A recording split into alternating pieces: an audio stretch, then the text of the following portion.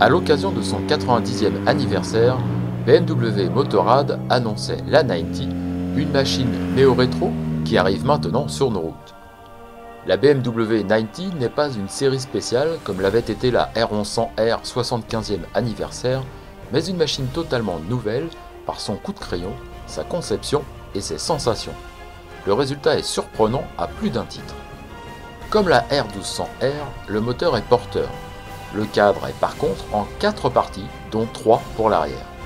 L'une d'elles permet de supporter le poids d'un passager et d'avoir des repose-pieds soudés comme sur notre machine d'essai. On peut passer la 90 en monoplace en démontant ce bout de cadre. La suspension paralever est commune à la gamme R, alors que l'avant ne fait pas appel au télélever mais à une fourche conventionnelle, très loin esthétiquement du vintage puisqu'il s'agit de la fourche inversée de la sportive S1000RR avec des supports d'étrier de frein radio mais sans les réglages. Cette 90, cataloguée parmi les vintage, possède pourtant de nombreux éléments très modernes. Si un gros phare rond cerclé est présent à l'avant avec un petit logo BMW au centre, le feu arrière est à LED. Le tableau de bord comprend 2 séries, un ordinateur entre les 2 cadrans à aiguiller. Les infos défilent en appuyant sur le bouton Info au commode gauche. L'indicateur de rapport engagé et l'heure sont présents, mais il n'y a pas de jauge du carburant. La 90 joue sur les matériaux et les parties en aluminium qui contrastent avec le noir brillant de la peinture, à l'image du réservoir avec les repose-genoux en alu.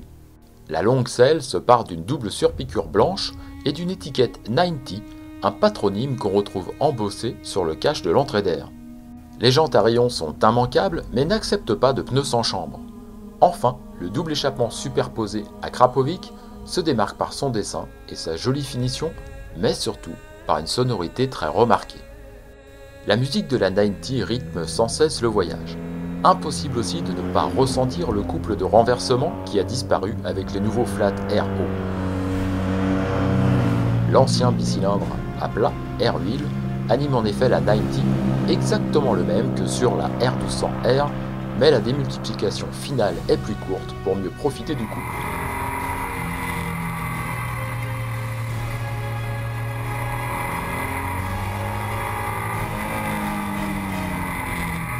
Le bon accueil de la selle et le large guidon qui incline très légèrement le buste sur l'avant favorisent une conduite aisée.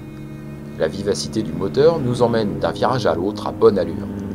La 90 incite à tenir un bon rythme, mais toujours sans contrainte. Très facile et accompagnée d'une sonorité très présente, cette BMW est très joueuse. C'est sans doute une des plus belles surprises de cet essai car dans la catégorie vintage, les machines le sont rarement autant. Emporté par notre élan et un amortissement assez ferme, il faudra tout de même faire attention au raccord et au revêtement trop irrégulier, même si un amortisseur de direction atténue les réactions. Sans doute qu'une R1200R est plus efficace sur tous les types de revêtements, mais la 90 a quelque chose que les autres n'ont pas, ce sont des changements d'assiette comme on le connaît sur une moto sans télélever. Il faut alors davantage soigner ses trajectoires, ajuster au mieux son allure, juste avec la poignée des gaz, sans brutalité et sans abuser de l'usage des freins. C'est dans ces moments qu'on trouve tout l'intérêt de cette machine avec un imaginaire qui prend facilement les commandes. On s'imagine traverser les paysages autant qu'on le fait. L'imaginaire est malgré tout contrarié par la garde au sol, mais ce n'est pas plus mal parce que c'est ainsi qu'on profite le mieux de cette machine lorsque le rythme s'accorde parfaitement au paysage traversé. Au final, la 90 surprend beaucoup dans la gamme BMW si on fait abstraction de son flat 1200 largement connu. L'esprit au guidon, le nombre d'options réduit, les bagages dédiés, uniquement une sacoche de réservoir et un sac de selle, l'absence de freinage couplé et d'antipatinage, le style très remarqué, la sonorité marquée, etc. Tout se distingue de l'offre BMW. Dommage que BMW ne se soit pour l'heure uniquement concentré sur la personnalisation de l'arrière de la machine qui passe d'une selle mono à biplace de belle façon car l'envie de rouler au guidon de cette 90 avec des guidons bracelets et des commandes reculées est là. On aurait gagné une silhouette un peu plus allongée et un bel hommage au passé qui aurait sans doute parfaitement convenu à cette machine qui, au-delà des aspects techniques, nous plonge dans un imaginaire. On peut hésiter avec une machine qui a adopté un petit peu la même démarche chez Moto Guzzi, c'est la Grisò 1200 qui est disponible à partir de 12 699 €. Ou pourquoi pas avec la Honda CB 1100 EX, également avec ses jantes à rayons, à partir de 12 599 €.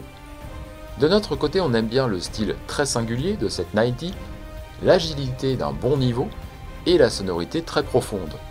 Et on aime un petit peu moins les pneus qui sont non tubeless et pas tellement pratiques le jour où on crève, les suspensions qui sont non réglables et l'absence de jauge de carburant ainsi que d'anti-patinage. On termine par la fiche technique de la BMW R90. Elle est disponible à partir de 15 000 €. On relève 3 choses importantes dans cette fiche technique. D'abord les performances moteurs qui sont assez élevées dans la catégorie des vintage, le freinage qui est très puissant puisqu'il provient de la S1000RR, et enfin la hauteur de selle à 785 mm qui se démarque dans la gamme des BMW tout simplement parce qu'elle n'est pas réglable sur 2 hauteurs contrairement à pas mal de machines.